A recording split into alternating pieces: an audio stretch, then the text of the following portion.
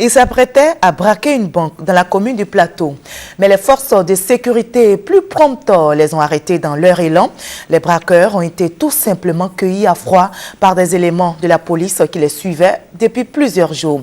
Une action très bien perçue par le ministre d'État, ministre de l'Intérieur et de la Sécurité, Ahmed Bakayoko. Reportage signé Patricia Omouitia. Des malfaiteurs ont tenté de commettre une attaque à main armée dans une institution bancaire.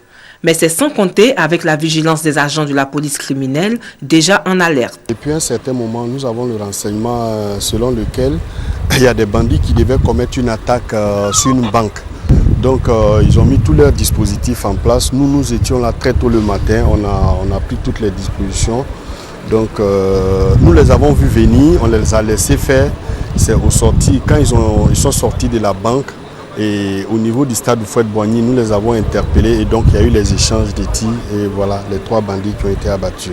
Résultat des courses, 3 tués, 2 fugitifs et 1 malfrat arrêté. Pour le commissaire de la direction de la police criminelle, les stratégies de braquage sont devenues le pain quotidien des malfaiteurs, surtout pendant la période des fêtes de fin d'année. Le mois de décembre est un mois de grande insécurité.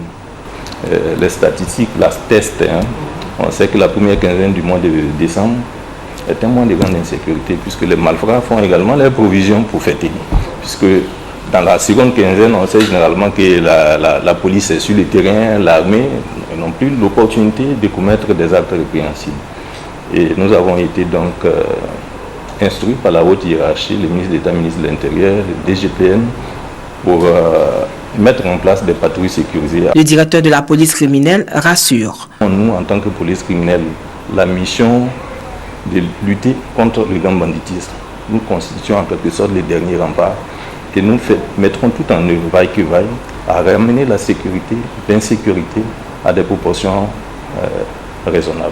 Le ministre d'État, ministre de l'Intérieur, Ahmed Bakayoko, est satisfait du travail accompli par ces hommes. Je suis très heureux de voir que nos services ont réagi avec efficacité et je leur demande d'aller plus loin. Il faut qu'ils arrivent à traquer les bandits. Les Ivoiriens terminent cette année dans des conditions assez difficiles. Nous souhaitons que la paix et la quiétude soient leur quotidien. Je suis venu les encourager au nom du président de la République, du Premier ministre, chef du gouvernement, et on souhaiterait qu'ils soient sur le terrain comme ça au quotidien. Il faut que la pression soit sur les braqueurs. Et au nom du gouvernement, je vais remettre à la direction 10 millions de francs CFA. Et puis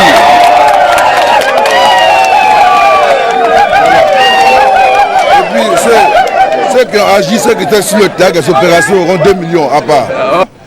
Et puis,